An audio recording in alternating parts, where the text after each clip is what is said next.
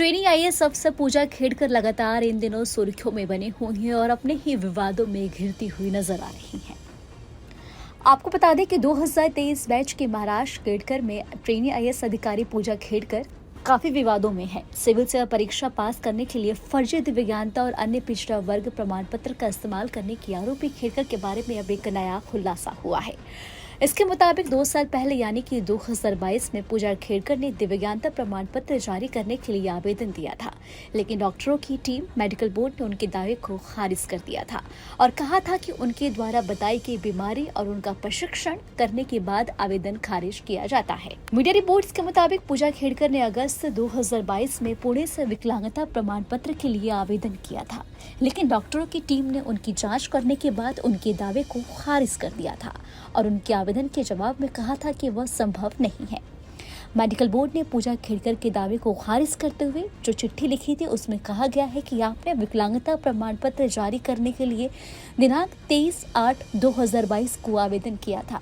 उसके संदर्भ में आपको सूचित किया जाता है कि आपके द्वारा बताई गई बीमारी लोकोमोटर विकलांगता और पैरों या बाहों के कार्यकलाप को बाधित कर कहा था कि आपके द्वारा बताई गई बीमारी लोकोमोटर विकलांगता की जांच 11/10/2022 को की गई। मेडिकल बोर्ड ने आपके दावे को उचित नहीं माना है, इसलिए आपके पक्ष में विकलांगता प्रमाण पत्र जारी करना संभव नहीं है। वहीं आपको बता दें कि उसका दूसरा मौका था जब पूजा खेड़कर की दिव्यांगता संबंधी प्रमाण पत्र जारी करने के आवेदन को खारिज किया गया था। इससे पहले उन्होंने अहमदनगर जिले के विकलांगता प्रमाण पत्र जारी करने की कोशिश की थी, लेकिन वहाँ भी वो विफल रही थी। इसी बीच पूजा खेड़कर के पिता और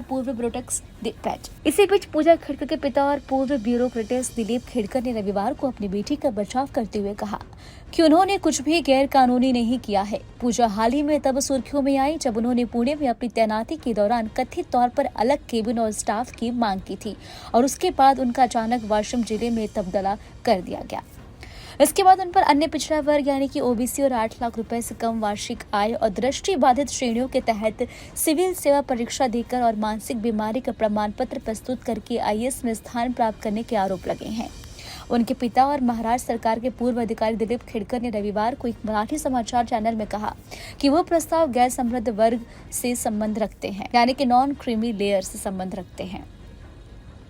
वहीं दिलीप खेड़कर ने लोकसभा चुनाव लड़ा था और उन्होंने अपने चुनावी हल्फनामे में 40 करोड़ रुपए की संपत्ति घोषित की थी।